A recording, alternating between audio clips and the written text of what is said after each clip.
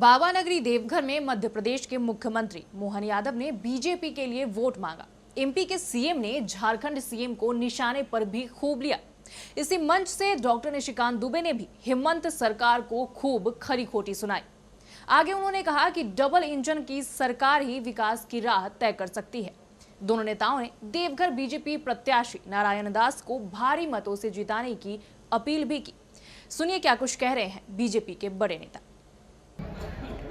जिसके लिए देवताओं का घर हो वो तो निडर है ही। आपका तो जीवन ही धन्य है। वाकई ये देवघर वालों का जीवन है।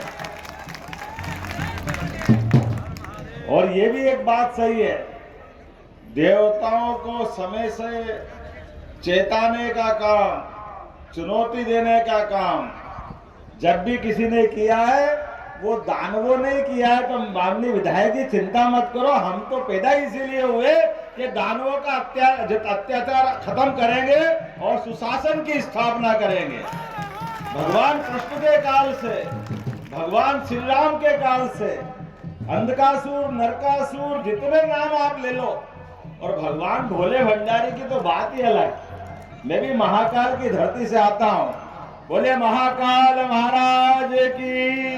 वर्तमान के दौर में आज बदलते समय के साथ जब देवघर के अंदर हम इस चुनाव में अपनी बात कर रहे हैं तो हमको हमारी सनातन संस्कृति की तरफ भी देखना पड़ेगा। हमको एहसास होगा कि हाँ, हम चुनाव जीतना चाहते हैं, चुनाव लड़ना चाहते हैं। तो चुनाव लड़ना क्यों चाहते हैं? चुनाव को लड़ने के पीछे कारण क्या है?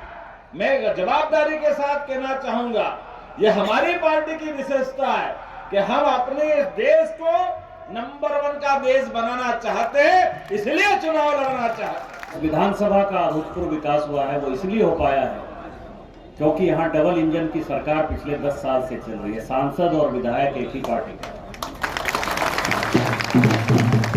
और ये चुनाव भारतीय जनता पार्टी जीत रही, उसकी सरकार बन रही, और यदि बन रही है तो उस विकास में हम पिछड़े नहीं। देवघर का विकास अवरुद्ध नहीं हो। पिछले 10 साल से जिस तेजी के साथ विकास हुआ है उस विकास के साथ हम चलें, और वो तभी होगा जब आप यहाँ से भारतीय जनता पार्टी का विधायक चुनिएगा, नारायण जी को वोट दीजिएगा। यही विनम्र आग्रह आप लोगों से।